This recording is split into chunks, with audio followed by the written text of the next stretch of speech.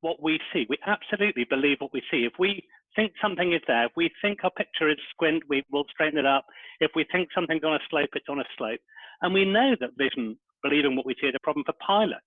If they think a cloud is flat, then they will fly to that cloud, even though it may be squint. So you believe what you see. How we help our eyes to do that is with our ears. And our ears, we're going to use, we've got a whole ear model here. Okay, you know an ear model when you see one.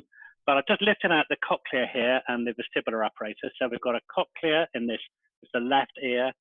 And we have got in here a saccule and an utricle. And we have got 3 semicircular canals. And the movement of those is going to govern our vestibular ocular reflex.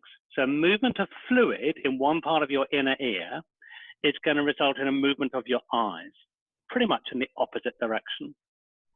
So these basic bits inside the saccule here are to do with linear movement, linear acceleration, backwards and forwards, side to side and up and down. And when you make those movements, your eyes will correct. So when I move to my left, both of my ears are moving to my left or to my right or up or down. It's pretty impossible to have one ear going up and one ear going down. That would be bad. But those are fairly straightforward movements. And the ears work in together to keep your eyes working in the opposite direction. So I can move around and look dead onto the camera. The semicircular canals don't deal with linear acceleration, but angular acceleration. So not moving to the left, but turning to the left. And there's a subtlety in that, because if you can imagine someone walking round the center circle of a football pitch, right round the sort of 10 meters, so both ears are moving forwards. But if you were walking clockwise round the center circle, then one ear will be going forward and one ear will be going backwards. So we have a massive amount of subtlety. That means when I'm looking around at the ceiling trying to change a light bulb, these movements of my ears, the fluid in my ears, is keeping my eyes still. The cardinal feature of an ear problem then is you can't keep your eyes still. So ear disease normally presents with eye symptoms of the eyes moving or flicking, as we know, with horizontal nystagmus. And we'll talk more about that later. So the cardinal feature of ear disease is nystagmus in your eyes when you're moving your head.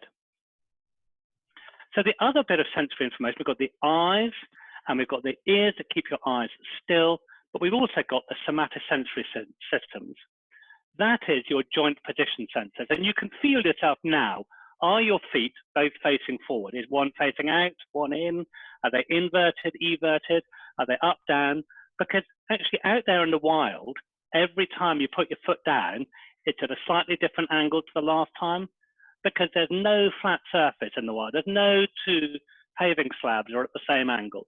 When you're walking along a pavement, you've got the slope of the pavement, the camber of the pavement, you've got people's drives, you've got roots and trees and branches and slopes and bits of gravel and chewing gum and all these things that every time you walk, your foot is at a slightly different angle. And you need to be able to feel that. You need to be able to feel whether you're on grass or solid or sand or whatever it might be. And so we get lots of different sensations in every joint in your foot. All the muscle tendons feel this. We've got pressure as well and light touch. And you know, you get sort of, I'm going to say haptic feedback. If you're not sure how firm the ground is, you press on it with your foot and you get additional information. And if you weren't sure whether your thumb was up or down, if you move it, your eye can feel exactly where it is now. So we put these systems together to learn how to balance. And we use each one for a slightly different feature. So we've talked about the future with your eyes that tell you that you are going to trip over a chair, or there's a stairs coming up or down, or an escalator, or an elevator, or a flat elevator, or whatever it might be. You can see that. Your somatosensory system only tells you where you are now. It just tells you that your feet are at angle X or Y, or your arms or your back or your neck. Your ears just tell you that you're moving. That's all they're going to do. And if you are standing dead still, they're not giving you any movement information whatsoever. Your vestibular nuclei coordinate other responses. So your vestibular spinal tract. So that is, imagine you're standing on a rug and someone pulls the rug. You tense up, then all these muscles down your back start tensing up. So we've got ways of coordinating some of the responses we've got. But the brainstem is really important with the speed of that response and the accuracy of that response. So two important features with brainstem alone are your eye movements to do with smooth pursuit of reading a line of text, or saccades, that's looking from one side over to the other. Don't know how well this comes up on the video, but saccades are looking accurately to one point or the other. So for example, if I were leaning over and I thought, oh, I need to hold on to that rail, I'm falling, you need to be able to look quickly and accurately at where that railing is. And if you can't do that, you're going to miss it. And so you're more likely to have falls with brainstem disease. So when we're born, we have got all these things. We've got vision, we've got a fully formed ear, we've got fully formed muscles and joint position sensors, but we had no idea how to put it together. So babies are useless. They just lie there. They just don't do anything. But they gradually learn to sit by, what, 6 weeks or so, and then to stand, and then to walk, and then to run. And I want you to imagine, if you would, a ballet dancer, a 3-year-old ballet dancer. So quite a stompy, stampy kind of thing, a ballet dancer. Can't really get it in time for the music, falling all over, pirouette, but absolutely out of kilter with the music and out of kilter with the rest. But oh my goodness, the parents are absolutely delighted. Do you know, when they're 3, they're like that. When they're 8, you know, a ballet dancer has got a lot more poise. I mean, really can just go up on tippy toes, wants to get new frocks, wants to do exams, wants to do this, something, getting better and better and better. But an 8-year-old cannot dance as well as a 13-year-old. And a 13-year-old can't dance as well as the elegance of, let's say, a 19-year-old. It takes you about 18 or 19 years of hard practice to learn how to balance. And actually, we know that's true of other things too. It's the same of taste. It's the same of hearing and listening to music and whatever. You've got to use these systems to get them better and better. And if you don't use them, then they really don't develop very well. So most of us are not ballet dancers, but most of us have a level of balance that we have got to. For example, most of us can ride a bike. Most of us can run, and we could probably walk along a narrow wall or something like that if we chose to. But you know, if you never got on a bike, you would never learn to do that. And so if you don't learn to ride a bike, then you are clearly, your sense of balance isn't as good as other people's. But if you learn to ride a bike, you could actually, if you really wanted to, under lockdown conditions, you could learn to ride a unicycle. You could learn to ride a unicycle along a rope. You could do that while blindfolded, while juggling. You could turn into the circus clown by practicing. And the more you practice, the better your balance system gets. And that's quite interesting. It's because the vestibular ocular reflex, the turning your head and your eye movements going the other way, has got no upper limit of normal, okay? It is possible with practicing to turn your head really, really quickly, and you will just get better and better at doing it. The picture down here on the bottom is from a film called Man on Wire. And on a wet Saturday afternoon, if you're under lockdown conditions, watch Man on Wire. It's about a French tightrope walker who just spent his whole life walking on tightropes. Literally his whole life. He had them rigged up in his house, his garden. And then one day, he and his mates went and walked between the Twin Towers. And it's a lovely sort of docudrama type film about a man with just beautiful balance, just working at it. So we get so good at balancing that we can do it even when things are a bit unusual. For example, you go into an elevator and the lift door is shut in front of you, and yet you know that you've gone up or down, even though you had no visual information.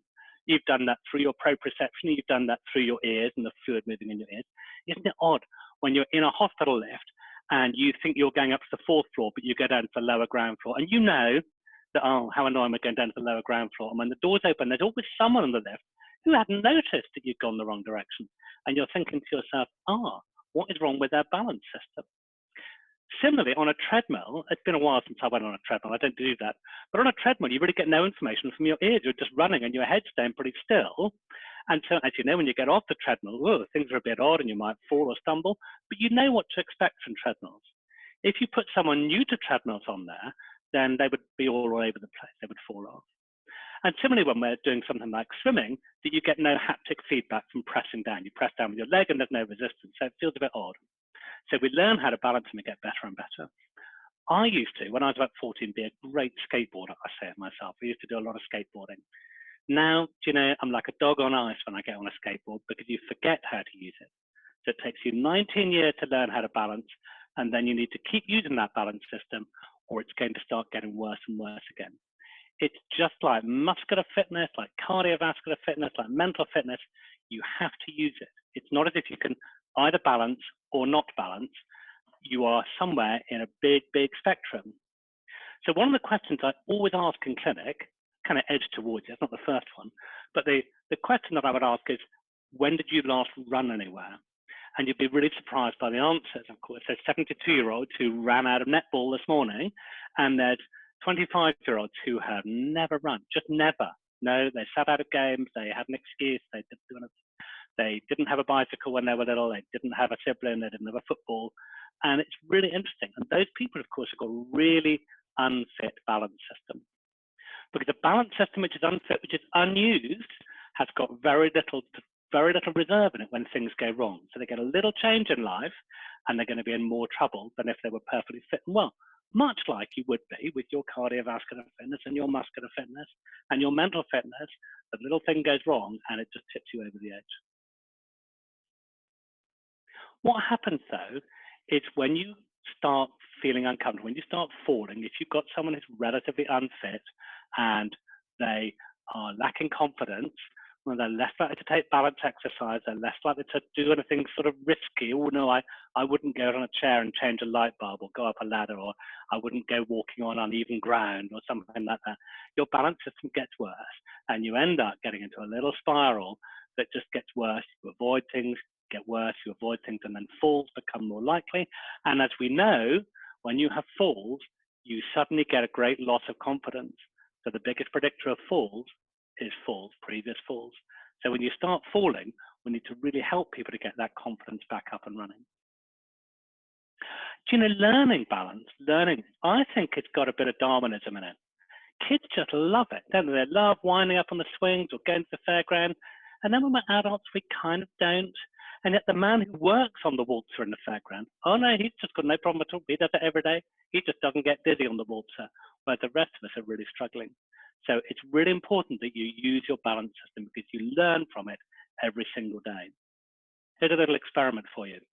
Go on an escalator rather, in the London Underground, and as you know, you get on and you stand there, and the feet are going to do something odd. The stairs start like this, and it goes like that and down. And the handrail, all that sometimes moves at a slightly different speed to the footrail. You can feel that through your proprioception. Your vestibular system has worked out that the pictures, they're all a bit funny angled on the side, but you can read them and you can look around at people's faces, and people look pretty relaxed on here. And then you step up at the bottom and you walk on, and you're just as cool as you like. If the elevator is broken, it's switched off, you just miss your footing at the bottom. It's a really odd thing, isn't it? You get off, just for a moment, you miss your footing. Do you know, little experiment, go back up, go down it again, and when you've gone down it again, you will not miss your footing. Go on escalators, they're an unusual thing, so like the long flat ones in an airport, oh my God, they're quite euphoric, aren't they? You kind of get on them, and it's kind of fun, you're doing something new, you're learning from it. So people like doing that. The ones in IKEA in Bristol are really weird, because there you've got a magnetic trolley, and the trolley stops on the escalator. You know, it takes a little bit of processing, but you learn from it. So we learn every day. So what are we seeing in the clinic? Because we've got all these things, and we can't just say, oh, we only want ear-related pathology in our clinic. Because people are going to come in with eye disease sometimes. They're going to come in with problems with their eyes. They're going to come in with like varifocals, and the varifocals may be broken. You know, down here, they may be very old. I have seen, and you know, I'm going to say you've all seen, people with varifocals, and they're wearing them here, right on the end of their nose. Yeah? That is not where the optician put them. Specsavers do not fit glasses like this. They fit them up here. But people put them on the end of their nose, and then, oh my God, then they try and walk downstairs, okay? Things are going to start going wrong at some stage, aren't they? So it's a really odd thing. I'm used to glasses, but at the edge of my glasses, around everyone's glasses, there is spherical aberration right at the edge of glasses. So when you put new glasses on when you come out of a shop, oh my God, it just feels a bit weird going up the pavement, but you get used to that. So we want to think of eye disease, but eye disease, don't tell the ophthalmologist. Eye disease is really, really easy in the Vertigo clinic, because your patient will always tell you, yeah, I have got double vision, doctor. I'm blind in one eye. I can't see to my left-hand side. They'll tell you, it's easy. They'll just tell you about their visual problems. And if they don't, you can see them and say, have you had your cataracts done or whatever it is? If they put their reading glasses on the string here, which they do, and then they're putting them on to, you can see these things. So the eye aspect of balance medicine in the clinic are really straightforward. The somatosensory is the bit that we really, really overlook, because a patient will never come into clinic and say, do you know, doctor, my proprioception is off a bit. It's just a bit down. They're just never going to do that. But they are going to tell you that they're a bit unsteady, and they're unsteady only on their feet. So someone with poor proprioception, which is caused by a whole range of really, really common things like old age and diabetes. So it's really, really common that there are people, for example, who are old, diabetic, maybe previous alcoholics, maybe they've got previous orthopedic hip and knee surgery or previous spinal things. It's really easy to ask about these, but patients won't have associated those previous medical things with the unsteadiness they have on their feet. So these patients in the history will say, oh yes, I'm falling, I'm having unsteady, so they get sent a lot to ENT, for ENT type of dizziness, but they are only dizzy when they are on their feet. Yeah, in the chair, oh no, I'm all right when I chair. It's when I get up. When I get up, and so, oh, you're thinking dizzy when they get up. Maybe that's postural hypotension, but more often than not, it's going to be a reduction in peripheral proprioception. Again, the medical student books, and I have a problem with most of these medical student books, talk about neurological examination, kind of tricky. So, for example, we've got power that's normally graded 0 to 6. So like 0 is nothing, and 1 is a flicker, and 2 is a bit more, and 6 is normal, and 5 is a bit weak, and 3 and 4 are somewhere in the middle. So it's quite common to break those 5 or 6 grades, maybe 5 out of 5. For sensation, we kind of talk about it being reduced. For reflexes, they can either be negative 1+ or 2+. Proprioception, present, not present.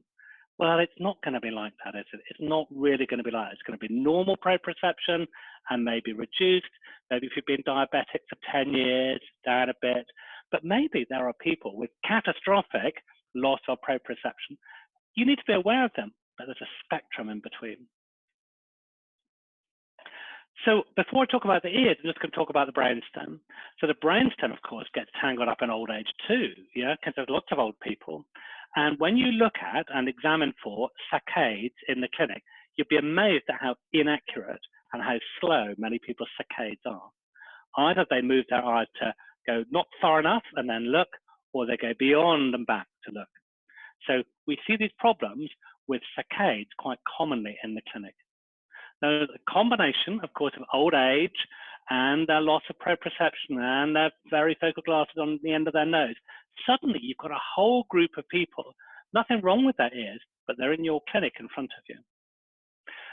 So I've got here polypharmacy, and the polypharmacy that's going to affect your brainstem are the things that would be medicines that would say, do not operate machinery while you're taking this. So suddenly we can kind of think what they're going to be. These are sleeping pills, Zopiclone, things that are going to sedate you at night, do not drive, do not operate machinery. They're going to be strong anxiolytics, again, do the same thing, just make you feel a bit dopey. And of course, strong painkillers, opiates, make you feel not quite right, and they slow your brainstem down. And we all know that, because at some stage, we probably all had, I don't know, used to dislocate things, get given strong analgesia. So that would make a difference there. And cerebral atrophy. So cerebral atrophy is that just slow, normal aging process. Your brain shrinks a little bit. So be aware of it. Be aware that that may be an issue for your patients. They don't laugh at your jokes anymore. Clearly, they've got cerebral atrophy. So over to the ears. And the commonest ear problem we've got, the commonest is doctors. Doctors are a real problem. They keep giving people medicines that are vestibular sedatives. They are sedatives of your vestibular system, which means when you turn your head, your eyes don't quite keep up with the movement, yeah? So a patient with vestibular sedatives, when they turn their head, ooh, their brain doesn't quite keep up with their, they turn their head and ooh, I feel a bit sick, sort of American car. And doctors tend to take, I'm saying doctors, because it includes ENT surgeons as well, tend to take a history and go, oh, my patient's really dizzy when they're on their feet. Let me give them some Stemetil. And of course, that makes them worse. But this medicine is for dizziness. So the GPs then go, oh my goodness, I better take some more of it. And they just keep taking it and they keep taking it. So if ever you give someone prochlorperazine or cinnarizine, have a little sunset clause on it, have a plan as to when you're going to stop it, because you are making people unsteady by doing it. You may stop them vomiting, they're really good antiemetics, but you won't stop them being dizzy. So the ear conditions that we know about then are things that give us rotational vertigo, nystagmus with head movement, horizontal nystagmus with head movement. And really there's three groups that I think we should talk about here. I'm going to talk about benign positional vertigo that you probably know quite a lot about, Meniers that you probably know quite a lot about, labyrinthitis that you probably don't know quite a lot about. So BPPV, of course, I'm going to just lift out my ear here. I'm just, oh, I meant to go there, but I'm going to just show you, I want to stop sharing my screen. So I'm just going to be me, I think. You should just be able to see me. I don't know if you make me big or not. And yeah, if I can make you, that's perfect. Okay, perfect. So here we are with a left inner ear, with a cochlea here, some nerves here, a superior semicircular canal, a lateral or horizontal canal, and a posterior semicircular canal. I'm going to turn the ear around now, so it's facing, this patient is facing me. And you will see that the lowest bit of your inner ear is the sump at the bottom of your posterior semicircular canal. It's a U-bend. It's a U-bend like under your kitchen sink. It's a U-bend like at the bottom of your kettle. It's at the bottom of your handbag, the bottom of your car. It collects rubbish in there. So although we talk about BPPV as being crystals in the ear, I just want you to think of it as a bit of silt in the ear, a bit of silt just like in the bottom of your kettle, yeah? So if you don't move, it doesn't cause any problems. If you turn left and right, it doesn't cause any problems. Up and down, moving sideways doesn't cause any trouble. But if you turn over in bed, then you move all that silt to a new low point inside your posterior semicircular canal. Sit up and it's back to normal again, okay? So that's what benign positional vertigo is. It's dizziness when people lie down, normally just lie down to the affected side in bed, or in the barbers, or in the hairdressers, or the two other movements, or if you look up and open the curtains, or if you bend right forward to wash your hair between your knees in the bath. I'm trying to get back to sharing my screen again, and where do we go for that? Oh, share screen. It's moved from top to bottom. So I'm back on here. Yeah, just going to go back there, and I will get back onto the slideshow. Apologies. So benign positional vertigo occurs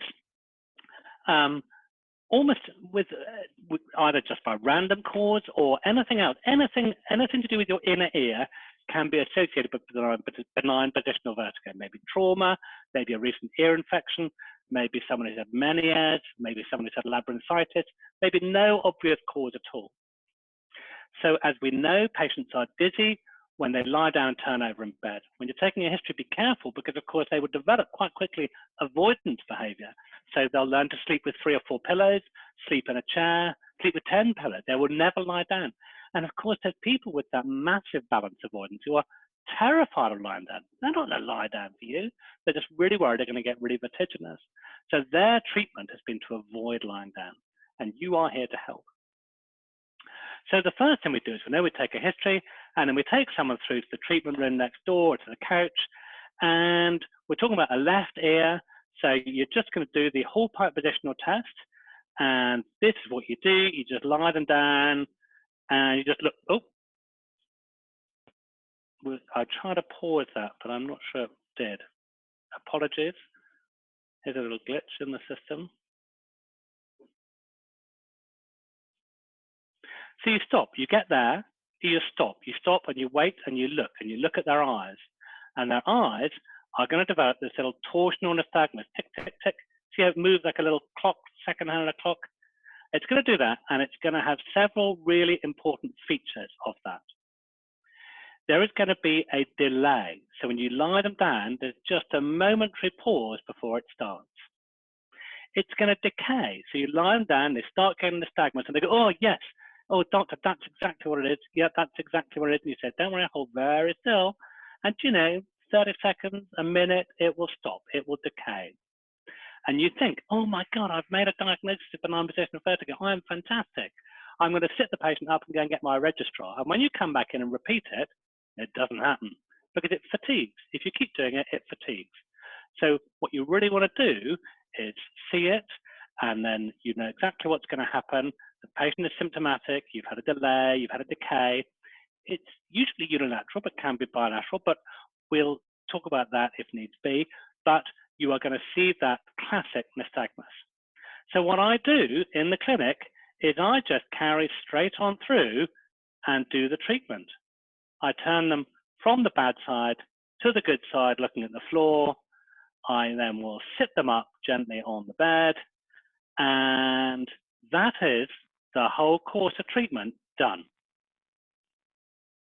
The patient in that scenario thinks you're a magician. Yeah, they don't think you're caring, they don't think you're clever, they think you're just fantastic. You've nailed it in one. What I tend to do is just do that once. I do that once, and that's normally enough in 95% of people. What happens is you're going to turn the patient to the bad side, make them symptomatic, you're going to turn them onto their front, you're going to roll them forward, and you've tipped that bit of silt out through the semicircular canal, and you have made them better. I give them that exercise to do at home. Give it to them on a sheet. They can go do that twice a day at home. You could look it up on YouTube. The patients have often done that, but I'm going to get patients doing that exercise because repetition will really, really help. Benign positional vertigo is straightforward. So most of those patients are treated by GPs, sometimes by physios, and actually that's pretty good stuff. I mentioned a minute ago labyrinthitis. I want you to think about labyrinthitis differently because these are people who come in under the physicians usually. These are people who come in with acute vestibular failure. So they have woken up in the morning really, really dizzy. First, they're worried they're going to die, and then they're worried they're going to live, and they're going to be dizzy, and they've had a stroke. That's what they think. They are really, really unwell. What they've got, when you take your history, is the cardinal feature of ear disease. They've got nystagmus, horizontal nystagmus on moving their head. So they lie there, absolutely stock still, don't move a muscle. So that's the history. We've got someone with an acute onset, severe rotatory vertigo on head moving, usually vomiting as well, because they're feeling absolutely awful.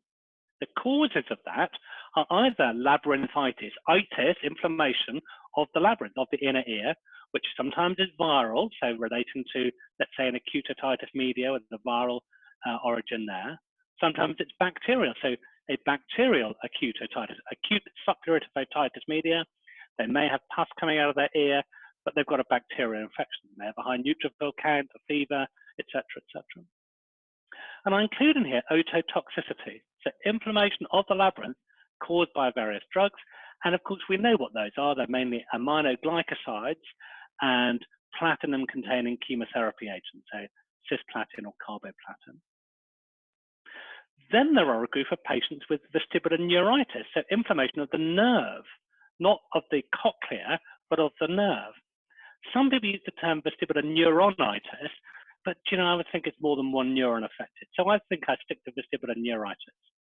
So these people will usually have a hearing loss to go with their symptoms, plus or minus tinnitus. These people won't. These people have just got acute vestibular failure. Why do we do that? Why do we get the vestibular nerve stop working? Well, I think it's really odd. In that inner ear, as we know, in that internal auditory meatus, we've got a facial nerve that just sometimes stops working. We call that Bell's palsy, but you could call that facial neuritis. We have got the cochlear nerve that sometimes just switches off. We might call that idiopathic sudden sensory neural hearing loss, but there's surely got to be some connection between them all. I put down here an attack of Meniers or trauma or an acoustic neuroma because actually these things could happen. A first attack of Meniers, let's say the first attack that's got to happen. Trauma, as in if you've got a skull base fracture, you might get a very similar pattern. Can you get this with acoustic neuromas? Well, Adolfo Bronstein, who I think is the best teacher on dizziness, he said you can't, but we've all seen it, and so I think it can. The thing we're really worried about, though, is about missing a stroke. It's why you don't want these patients in on your take when you're an ENT doctor. So I'm going to give you just a little quick guide as to how to differentiate a stroke from a vestibular problem, a peripheral versus a central problem. Something called the HINT test, which you can do in the ED department. So a head impulse test, that's sudden quick head impulse test. Do they have nystagmus with that? So the nystagmus has got signs of the nystagmus that I'll show you below. And the test of skew, that's really to make sure the eyes are pointing in the same direction. So we cover one eye and then the other eye and then the other eye. And the findings of those can be really helpful to you. So in peripheral or in ear disease, the head impulse test is positive, whereas the head impulse test in central disease is negative, i.e. someone turning their head quickly, the cardinal feature of ear disease, gets dizzy, whereas in central disease, head movement often doesn't make much difference. The nystagmus is always unidirectional in peripheral disease. So it can be either way. Yeah, I'm not going to give you a particular direction. So if you had, let's say if you had left vestibular neuritis, so inflammation of the ear, then your nystagmus is going to go one way. So if it's irritated, it doesn't really matter. It doesn't matter which way it's going. It doesn't really give you many clues, but it's always just one direction. Whereas in central disease, it could be bidirectional or vertical. And a skew deviation is absent. So both eyes generally point in the same direction all the time, whereas in a brainstem disease, they may be different. So for those people who are visual learners, I put these little pictures on here. So these are people who've got some saccade corrections when they're turning their head, whereas that doesn't occur in central disease. I've got the nystagmus, which is worse when you're looking to the side, the fast phase, whereas on central disease, it can be either way. And there's no skew deviation here. The eyes are pointing in the same direction, whereas in central disease, they can be variable. And there's a video that you can watch that examination on. There should be a link on that PDF that I sent you. So what are we going to do with people who come in with acute vestibular failure? Well, we're going to try and make a diagnosis. They're normally going to have had a CT scan before you get anywhere near them. But be that or not, I don't really mind. If there's no scanning available, you should be able to make that diagnosis whether it's central or peripheral. But what you are going to do, I would suggest, is you're going to stop them vomiting with some prochlorperazine or the buccastem, which is the sublingual prochlorperazine, and I'm going to give them some steroids unless I can see a really good indication not to. You would do that for people with a facial palsy, you would do that for people with a somatosensory neural hearing loss, and I would do that with someone with an idiopathic sudden vestibular failure. The evidence is limited because there's not many trials about it, but I think there's a lot of logic about that. A patient who's lost their vestibular function on one side is going to struggle with their vestibular ocular reflex. When they turn their head to that side, oh, they're going to be really, really dizzy. So they're going to learn very quickly not to turn their head to that side. They're going to sit there really solid. They're going to get stiff neck because they're holding themselves so solid. When they turn, oh, they feel awful, so they don't do it. So they feel really, really unpleasant with it. Can't move, won't move. And your job on the ward is to be a really, really nice doctor, a really good doctor. Stop the vestibular sedatives and get them out of bed and start them moving around. Get the physiotherapists onto them, get them moving, get them balancing, get them up, down the corridor, out the loo. You want to be caring, but you don't want to be just too soft on them. The nicest thing you can do is get people up and running. So we have taught the physicians in the Great Western that if you've admitted someone with acute labyrinthitis or vestibular neuritis, whatever you want to call it, please discharge them on no anti-vomiting drugs, and please make sure the physio has seen them before they go. And if not, make sure they're very well motivated to do lots of balanced rehab exercises. And those balanced rehab exercises are about learning how to move around again and how to relearn your vestibular ocular reflex with the slightly changed circumstances you've got. Now, we're really lucky with balance because we know we've got our eyes, we've got our ears, we've got our peripheral proprioception. So we've got other ways of balancing. You don't just have to rely on one side. You've only got one way of hearing through your left ear, so that's got to be that. You've only got one way of moving the left side of your face, so that's a problem here. But balancing, oh my goodness, we can compensate. We can compensate using these other bits and pieces that we've got. So we need to get our patient moving again. We need to get them on a bike, going swimming, walking, running, trying to get back up to where they were before and beyond. There are things that will limit your patient getting better, and they are people with other things going on. So if you are blind, for example, if you have no eyesight at all, it's really hard to rehabilitate after a vestibular insult. If you have only got one ear, sorry, if you've got no ears, if really you've got lost one ear and then you lose the other one, oh my goodness, you're in trouble too. And if you have got poor peripheral proprioception, so your patient who is diabetic and old and has had lots of hip surgery, it's hard to rehabilitate. It's difficult to do that. The third ear condition, again, you probably know something about, is Menieres disease. So Menieres disease is episodic vertigo. So this is the vertigo that occurs absolutely maximum 3 times a week. It's not a daily occurrence. It's more likely every month or 2 or 3 months, or they go through phases of attacks and things calm down. So patients have a classic Menieres attack, and then they are completely normal in between times, completely back to normal. So as you know, we've got a presumed pathophysiology of raised inner ear fluid pressure. We've got really very little evidence to support that other than some post-mortem studies, but that's what we think is going on. Raised inner ear fluid pressure, pressing, expanding the endolymphatic space and pressing on Reifner's membrane between the scala tympani and the scala vestibular. So that pressure builds up, and it feels full in the ear, feels just wrong. You get distorted hearing, you get a bit of tinnitus, roaring, rushing tinnitus. You definitely know something's not quite right. That pressure is rising, and suddenly the tympanic membrane, the Reifner's membrane inside your inner ear pops, and you get this sudden catastrophic vertigo. It can just result in you feeling really, really sick, and you crawl to the loo and you vomit and you're really, really unwell for half a day. But it can cause those terrible drop attacks that people have, Tumarkin drop attacks. You drop like a sack of potatoes to the ground. There was a terrible story of a bin driver in Glasgow a few years ago. He probably had a Tumarkin drop attack and just completely lost which way up was from a Menieres attack inside his ear. So we get impending dizziness, we know something's wrong, it pops, and the moment it pops, oh my goodness, that's the pressure leveling out, you are then recovering. And so the hearing goes down and gently recovers over a few days, the balance recovers over a few days, and you get back to normal. But with each subsequent attack you have, your hearing just gets a little harmed, and so you get that low frequency hearing loss that doesn't always fully recover. So if we can prevent people from having those bad attacks, prevent them from having those ruptures of Reifner's membrane, then we're going to help protect their hearing in the longer run. So what I do to prevent their fluid pressure, we talk about simple things, dietary things. We talk about salt, caffeine, and alcohol that patients often report makes a difference for them.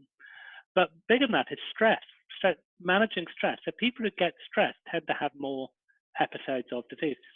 There's an app you can get from the University of Epley. It's created by the University of Exeter called Meniers Monitor.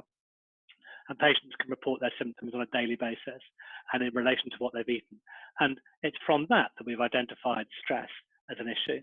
When the patients come in for a consultation, they can press a printout of what they've been doing and when their attacks were, and you can sort of marry it up. So that gives patients a lot of ownership of their treatment.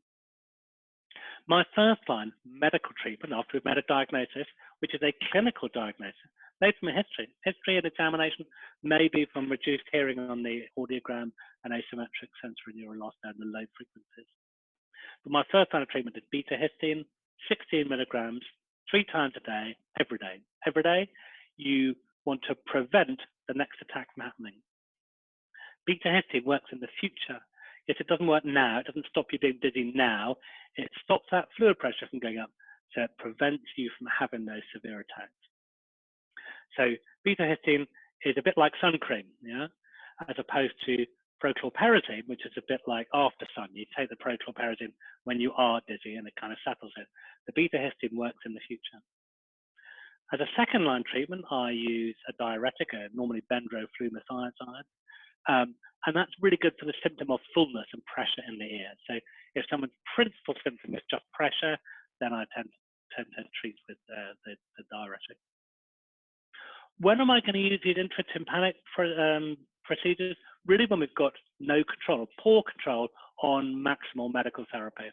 So give them 3 months on maximal medical therapy, or even 6 months, and then we consider doing something else.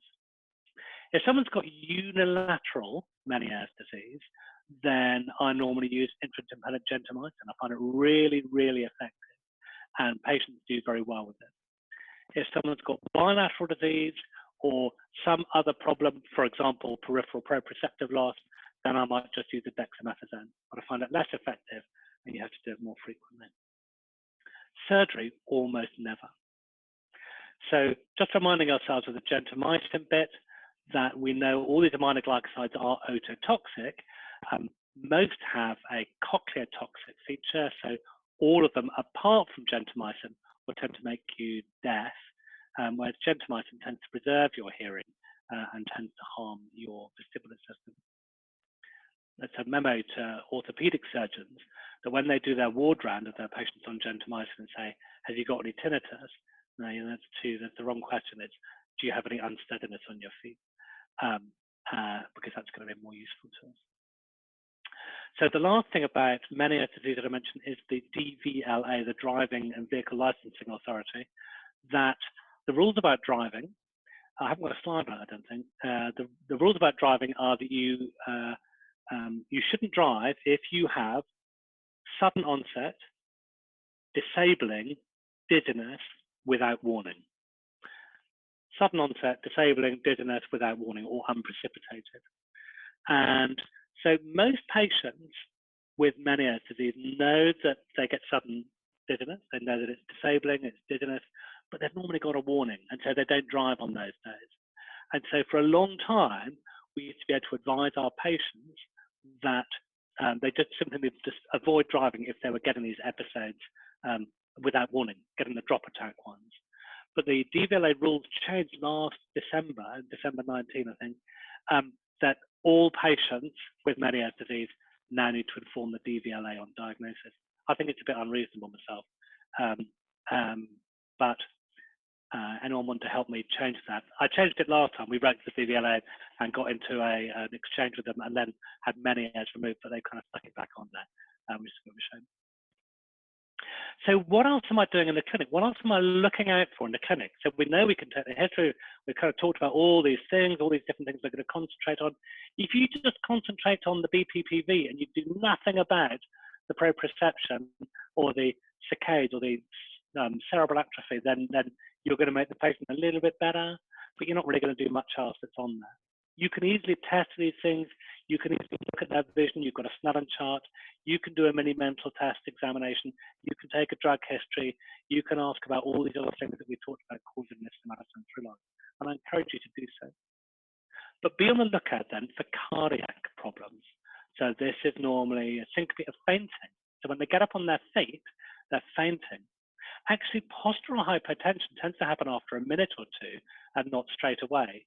So that's quite interesting in itself. So different to the people with somatosensory loss who are dizzy the moment they get up out of a chair, or they need to grab onto something to stop themselves falling over. Whereas the postural hypertension is when they've been standing there waiting for the bus, and then they feel very dizzy, standing still in particular. So some of the causes that I'm thinking about here are dehydration, so more in the summer, people with a bradycardia. Am I going to take someone's pulse? Yeah, usually I'm going to take their blood pressure and the pulse. You can get the nurse to do that before they come into your room, but really helpful to do that. And people who've got other neurological conditions. So if you have MS and things like that, that can definitely be associated with a postural drop in blood pressure, as well as the neurological things. And we've got other things down here, age, age again, oh my goodness, pregnancy, even people who are postprandial. Well, we all know that. We've all got up after a big meal and felt a bit lightheaded and need to go and have a lie down and watch some sport on lockdown. Psychiatry, well, there's a lot of that, isn't there? There's anxiety. There's people who are hyperventilating.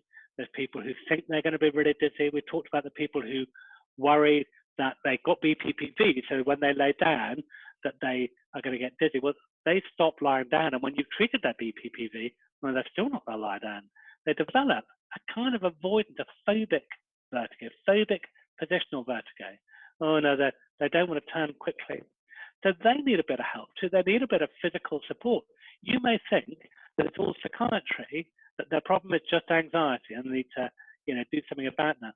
But what would happen if you sent that patient to the physiotherapist to get them moving better and get them physically feeling better? That is definitely going to help. So we don't just want to think it's psychiatry and therefore they need to go to a psychologist. You can get them seen by the physios too.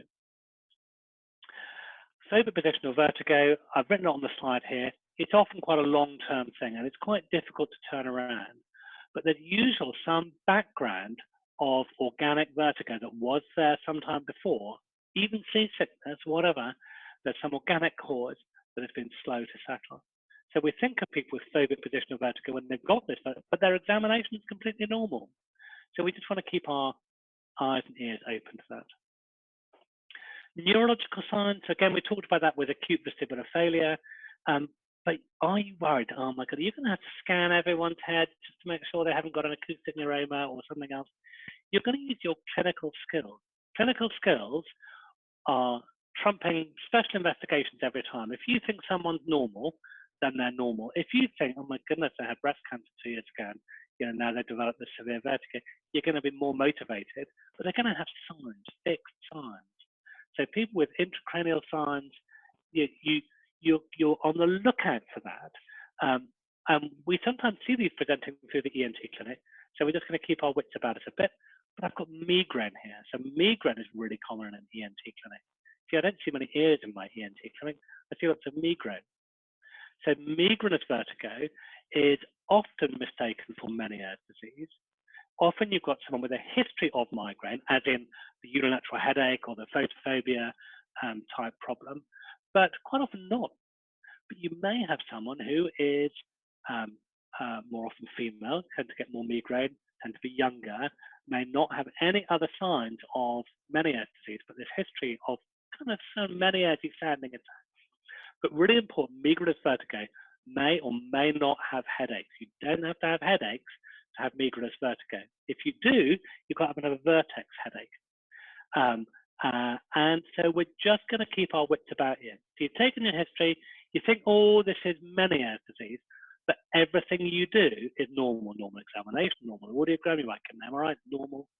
So I quite often find myself writing query Meniers, query migraine as a differential diagnosis. I really don't know which one it is.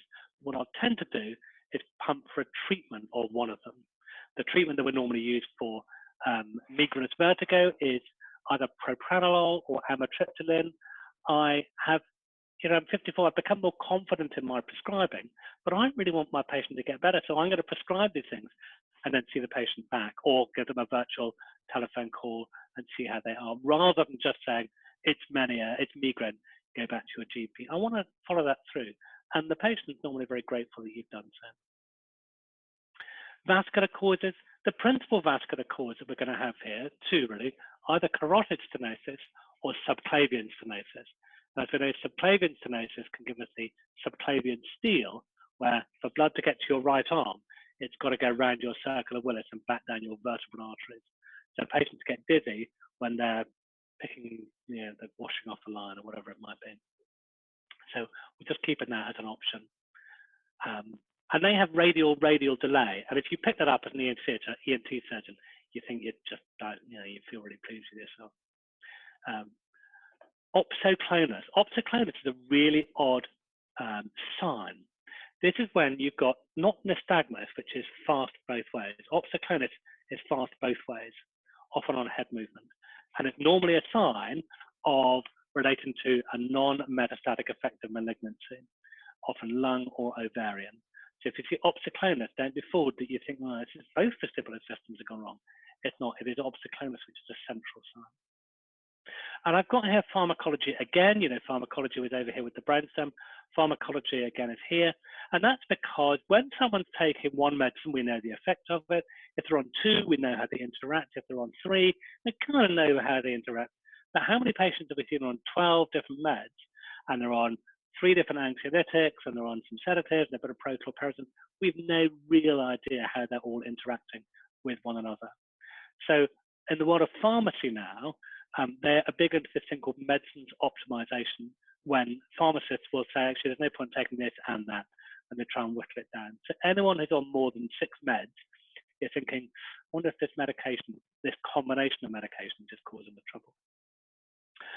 So while some people want to think of dizziness as being, oh, somewhere in here, I just want you to forget that picture. I want you just to get, oh, do you know, I get referrals that say, oh, it's either the room spinning or I'm spinning. You think it's not going to be really either of those, is it? I want you to think like a general physician and think that these are all the different things that could be going on, and that you're going to find your answers in here by addressing many of these things. So really, that's what I wanted to say, and it gives us 5 to 10 minutes just for any questions. So the first one is, if you think someone has either Meniers or query migraine, what do you tell them to tell the DVLA? Oh, I wouldn't tell the DVLA until I've diagnosed Menieres disease. So I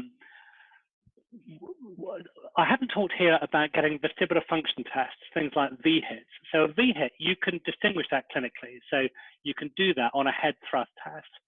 A VEB test, the vestibular evoked myogenic potentials, can help distinguish between migraine and Meniers, because if Meniers are abnormal. So that may be something to do with that. So if I had someone with episodes of sudden onset dizziness that was disabling, but they had a warning, but I just didn't, you know, they said, oh, I get up, I feel really bad those days. Unless I've really got evidence that they've got Menieres disease, I wouldn't advise them to tell the DVLA. I'd wait until we had a firm diagnosis, because actually you could be really messing someone's life up. I mean, it's important that we have we look after society as well as patients. But if I thought someone was actually safe to drive myself and I was unsure of the diagnosis, I would wait until we made the diagnosis. And I'd tell them, I'm quite confident these days to speak to patients and say, you know, I don't know what's wrong with you, but I'm going to try and find out. Okay, perfect, thank you. And then for acute vestibular failure or labyrinthitis, what steroid regime would you give them? Probably prednisolone 40 milligrams once a day for a week, which is probably what I'd do for a facial nerve palsy. Okay. And cover that with some omeprazole if there were issues, and make sure you look after their diabetes and things. But prednisolone 40 milligrams once a day for a week and stop short. Okay, perfect, thank you. And then can a daily high dose of codeine affect balance, and to what extent? Codeine, do you know, I've never given that any thought. But I think it probably could. So codeine kind of makes some people, I think the difficulty we have with codeine is it has a variable response in people. I think it can make people feel a bit dopey. But I've never really, I don't think I've ever diagnosed this is a codeine problem or you need to stop your codeine. I've definitely diagnosed this as a prochlorperazine problem. And you cured some of this by crossing off the prochlorperazine, and they're just delighted. So yeah. What would you recommend for first presentation BPPV? So repeated Epleys at home or single? Yeah, I think these days it's really interesting about COVID that we're now doing many more television, TV, video consultations, but actually you can diagnose BPPV over the phone. And so if I had a well-motivated patient, if it was one of you guys, I'd say, actually, I think you have got benign positional vertigo. I even did it on the telephone. She was a member of staff, and I go, right, go and find your sturdy, either the bed or sturdy coffee table, and she did her own Epley over the phone. But I'd probably point people in the direction of YouTube. So BPPV, I tend to see people, take a history, examine them, do the Epley maneuver all in one, send them out the door with a sheet of paper. I give them an appointment for about 2 months' time to see them again. Well, they see my nurse, Kelly, again in 2 months' time. But if they're better, I want them to cancel it and leave the appointment for someone who needs it. The people who are going to be in that position are those who really are unable to move properly. And so they're either the very obese, or they're people with sort of ankylosing spondylitis, or they're very elderly. So I'm not going to abandon them, but most people, if pointed in the right direction, are only too delighted to know that they haven't got a brain tumor and that they can do their own exercises. Dizziness is really interesting, isn't it? Because people feel that if you're dizzy, oh, you shouldn't do that, yeah? So particularly after acute vestibular failure or Menieres disease, what I want you to do is get out and run. I want you to go to the playground and play on the swings. I want you to go to the supermarket. I want you to do all these things. But people will say, oh no, I'll sit here in the car and you go and do the shopping. It's really interesting that people don't feel you need to do that. If you had a chest infection, you know that you've got to get up and walk 100 yards, 200 yards, 400 yards. But for many, for balance disorders, people go, oh no, I think I'll just sit really, really still. Of course, that doesn't help. Okay, thank you. You partly answered this question. How many times would you repeat Epley in clinic? And then the other part is, are there any cases that you would consider investigating further with MRI? Yeah, so you've got to, I'm stuck once, I missed an acoustic neuroma with benign positional vertigo, that they do need to have that classic symptom and signs. So there are people who get dizzy when they lie down. You take a history and think, oh, this is going to be BPPV for sure. Yeah, I've got this one in the bag. And you call your registrar and you go, hey, get me, I'm going to show you. And you lie down, they've got no nystagmus. Oh, no, that's not right. If they are symptomatic, they should have the nystagmus. Or if they have the nystagmus when you lie them down, but they're not symptomatic of it, again, that's just a bit weird. You do need to kind of follow that pattern. So how many times would I do 3, I suppose, before getting a scan done? But we live in a country with very few scanners. So we have really few scanners. That in Cambridge, they got 10 MRI scanners. So like they just go, oh, we'll scan everyone every time they come. In Swindon, we've got 2, and they are really chocker of people with prostates and hearts and this, that, and next. And so we struggle to get in there. Even so, ENT are one of the highest users of MRI scans. So probably 3, ballpark figure, not rigid. I'm very bad with rules. Okay. On the first episode of acute vestibular failure, would you do a CT head or an MRI? I wouldn't, because I'm confident enough on my clinical examination. If you're going to do a CT, you do it in ED. Yeah, you think your diagnosis is stroke. Yeah, so strokes have a CT within an hour to comply with the regulation, the speed of the treatment. So quite often, if a patient is in ED, that they will have had a CT, and you could err on the side of caution. I'm more confident in my clinical examination there, that if they've got no dizziness or movement in their head, you think, okay, this is like to be a stroke. But if they've got classic head moving nystagmus, then I'm more happy that it's peripheral. If you are seeing someone a few days later, so the medics say, could you see this patient on the ward? We've admitted them, but we don't think they've had a stroke. You could get an MRI scan, but posterior circulation infarcts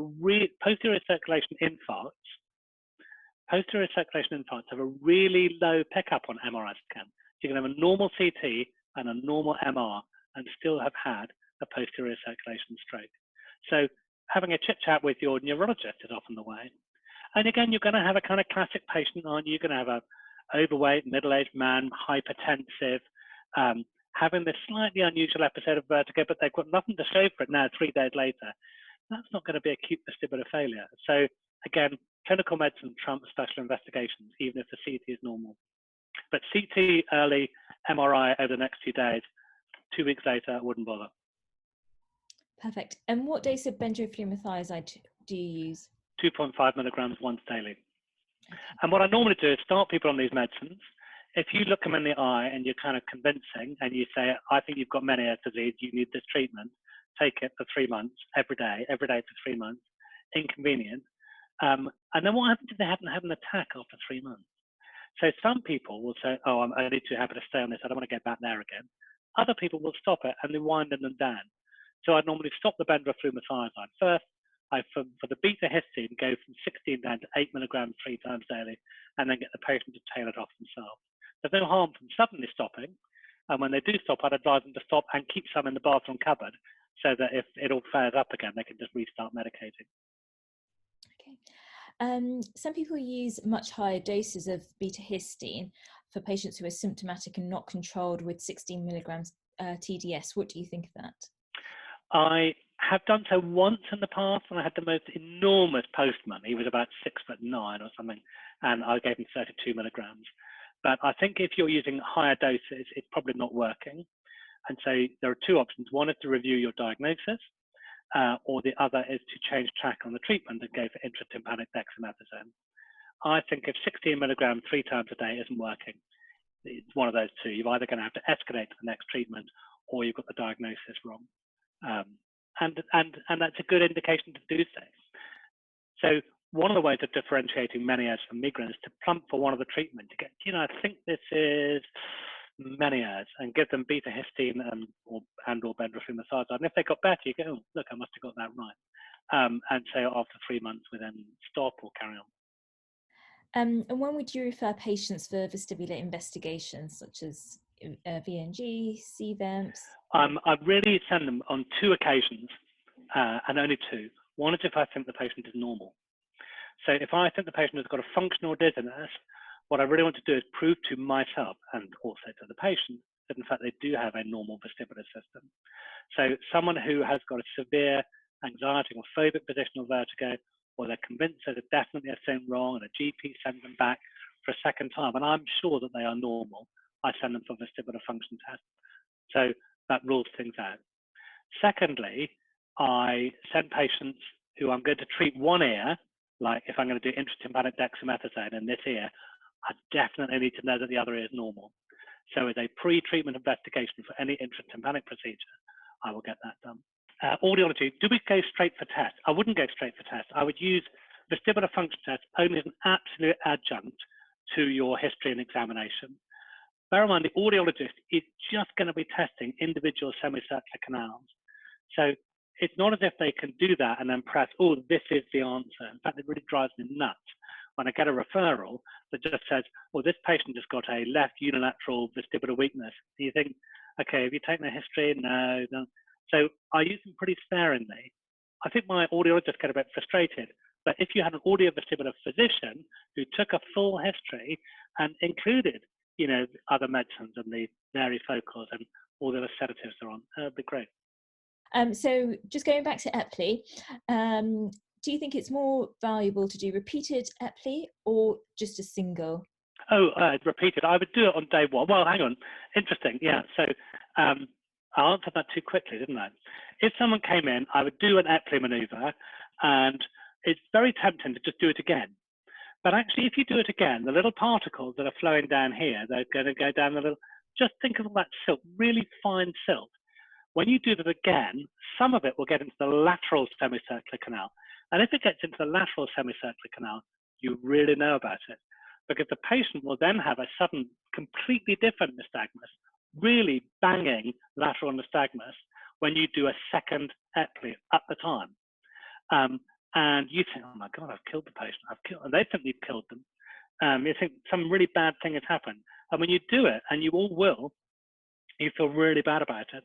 So actually what tends to happen is I do one Epley when they come to the clinic. It used to be advised to sit up in a chair for 48 hours, and I just don't bother with that. But I just don't repeat the Epley. I give them the sheet. I said, from tomorrow morning, I want you to do the Epley exercises yourself or with your spouse or partner helping you twice a day, every day until you're better. And it may be that you're better tomorrow. It may be that when you do it twice, it doesn't make you dizzy.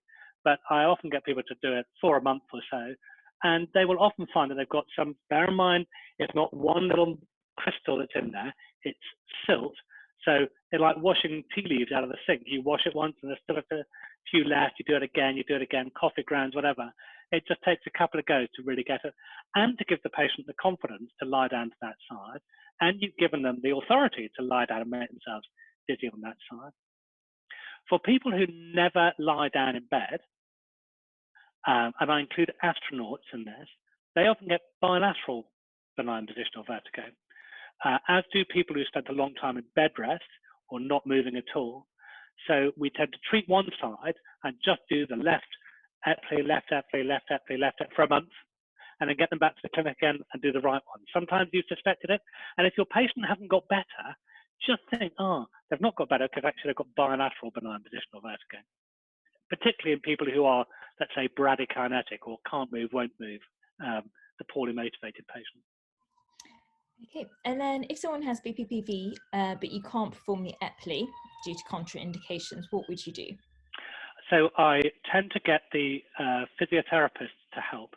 There's another move, which is called the Simont maneuver, which I don't know if you can see it, but you lie someone down to the bad side like that, and you do it on a couch, and you go right over to the other side and do that. And that's easier for 2 physiotherapists to do than for 2 physiotherapists to do an Epley maneuver. So I often go down to physios and say, could you see some? And in people who've got absolutely poor mobility, we had a guy, say, with ankylosing spondylitis. He went to the physios and they put him in the suspension. They've got a winch for, you know, the sort of canvas around your back, and we actually did it all in a winch, just like that. So, but a CMOD maneuver will help. And just being active, just running around, just being a normal person who picks something up off the floor and does this and goes there. You are moving freely. If you go swimming or running or just doing whatever, you will treat yourself with benign positional vertigo. It's why it's a self-limiting condition. So people who move around as normal will treat themselves. So your patient who comes in with BPP, the one who actually gets to see you, who's still got, will normally be someone who's been propping themselves up at night, or someone who really doesn't move or had a particularly poor balance system to start with.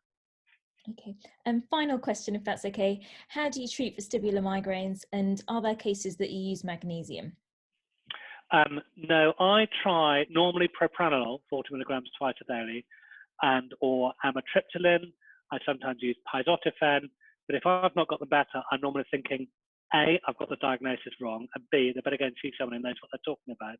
And so I send them off to see the neurologist.